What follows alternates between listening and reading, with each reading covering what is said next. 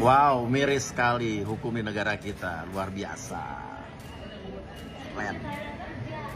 Jadi Ronald Tanur, ya, anak dari politisi ex anggota DPR RI Edward Tanur divonis bebas oleh hakim, luar biasa. Hakim keren. Ya. Jadi hakim meyakini bahwa Ronald Tanur tidak membunuh, tidak menganiaya. Jadi meninggalnya gara-gara miras. Dan hakim juga meyakini karena dianggap Ronald Tanur sempat membawa ke rumah sakit. Emang nggak dilihat peristiwa yang terjadi sebelumnya? Ada saksi, ada CCTV, ya, yang katanya sempat dipukul botol 2 kali Dini almarhumah.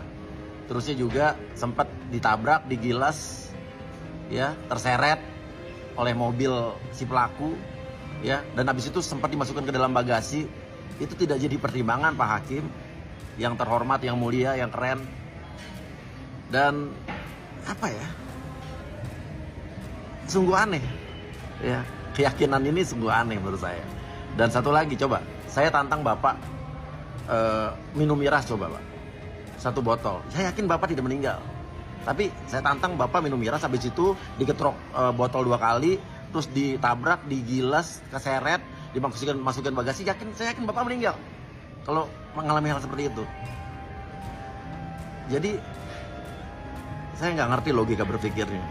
Saya mau tanya Bapak, dulu kuliah di mana Pak? Pengen nanya, pengen tahu aja. Luar biasa. Aman ya, Ronald Tanur yang menganiaya pacarnya sampai tewas divonis bebas. Emang lucu banget nih hakim, nggak pengen kalah lucu dengan Hakim Desta. Hakim Desta lucu karena kelakuannya, Bapak karena keputusannya. Hakim Desta itu lucu karena dia pelawak. Bapak ini hakim, tapi keputusannya udah kayak pelawak. Yang namanya keadilan itu harusnya diatur undang-undang, bukan diatur oleh donatur. Kok bisa divonis bebas?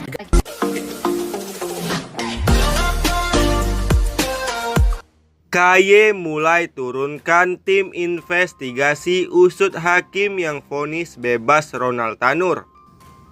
Komisi Yudisial KY mulai menurunkan tim investigasi untuk mengusut majelis hakim yang memberikan vonis bebas terhadap Gregorius Ronald Tanur, terdakwa penganiayaan hingga tewas terhadap Dini Sera Afrianti, perempuan asal Sukabumi, Jawa Barat.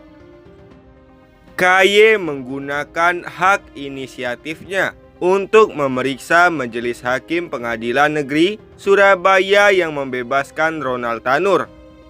Saya mendapatkan informasi dari tim investigasi, sudah turun dan sudah melakukan penelusuran, sudah mulai mencari bukti-bukti beberapa, kata juru bicara KY, Mukti Fajar Nur Dewanta, pada Jumat 26 Juli 2024. Sejumlah bukti tengah dikumpulkan oleh tim investigasi KY, termasuk bakal mempelajari berkas putusan hakim secara utuh. Nantinya bukti-bukti terjadi menjadi pintu masuk untuk mengusut dugaan pelanggaran kode etik hakim yang memutuskan perkara Ronald Tanur. Kami juga belum mendapat putusannya, putusan yang utuh, sehingga kita belum bisa mempelajari seutuhnya, katanya. Ketika cukup bukti dan kita pelajari putusan itu apakah wajar atau tidak, logis atau tidak, itulah yang menjadi pintu masuk kemungkinan adanya pelanggaran etik hakim. Lanjutnya, Hakim PN Surabaya Erentuah Damantik yang memimpin sidang Ronald Tanur diketahui juga mendatangi Pengadilan Tinggi Surabaya pada Jumat 26 Juli 2024. Namun Damanik tak merinci untuk kepentingan apa ia mendatangi Pengadilan Tinggi Surabaya. Damanik tampak berjalan tergesa-gesa ketika awak media memperhatikannya. Ketika ditanya apakah datang menginformasikan putusan Gregorius Ronald Tanur, ia dengan tegas menyangkal, Enggak ada pemanggilan dari Pengadilan Tinggi. Saya hanya untuk silaturahmi, kata Damanik sembari bergegas memasuki Pengadilan Tinggi. Ronald Tanur diketahui merupakan anak dari Edward Tanur, anggota DPR RI fraksi Partai Kebangkitan Bangsa PKB dari Nusa Tenggara Timur NTT. Ia divonis bebas oleh hakim setelah dituntut 12 tahun pidana penjara oleh Jaksa Penuntut Umum JPU. Alasan hakim membebaskan Ronald Tanur pada kasus ini karena tidak ada bukti kuat yang membuktikannya melakukan penganiayaan terhadap Dini hingga tewas, seperti dakwaan jaksa. Dalam vonisnya, hakim juga menganggap Ronald masih melakukan upaya pertolongan terhadap Dini di masa-masa kritis.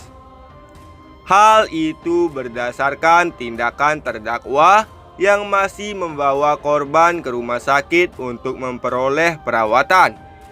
Selain itu, hakim menganggap tewasnya Dini bukan akibat penganiayaan yang dilakukan Ronald, tetapi karena dampak dari korban yang mengasumsi minuman keras miras saat berkaraoke di Black Hole KTV Club Surabaya.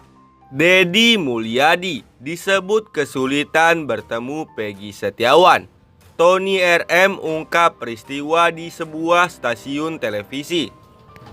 Politikus Deddy Mulyadi disebut kesulitan menemui Peggy Setiawan semenjak kuli bangunan tersebut dinyatakan bebas dari sidang pra-peradilan di Pengadilan Negeri Bandung. Hal itu dibongkar oleh Ferianto, pria yang dianggap sebagai asisten Deddy Mulyadi dalam mengawal kasus Vina Cirebon. Ferry bercerita, sehari setelah Peggy bebas, Deddy Mulyadi sengaja datang ke Bandung dari Subang untuk menemuinya. Deddy berencana ketemuan dengan Peggy di sebuah kafe dekat tempat si Peggy menginap yang merangkap sebagai posko dari tim kuasa hukumnya. Deddy sengaja tak mampir ke posko tersebut karena saat itu dibanjiri oleh wartawan yang hendak meliputi Peggy. Ditungguin Peggy-nya sampai bapak Deddy menyempatkan ke lapas Kebonwaru tempat para terpidana mendekam, ujar Ferry pada Rabu 24 Juli 2024. Setelah dari lapas, Deddy Mulyadi ternyata mendapatkan informasi bahwa Peggy dan keluarganya sudah balik ke Cirebon tanpa memberitahukannya. Beberapa hari berselang, mantan anggota DPR periode 2019 sampai 2023 tersebut sempat mengundang Peggy Setiawan dan keluarga untuk datang ke sebuah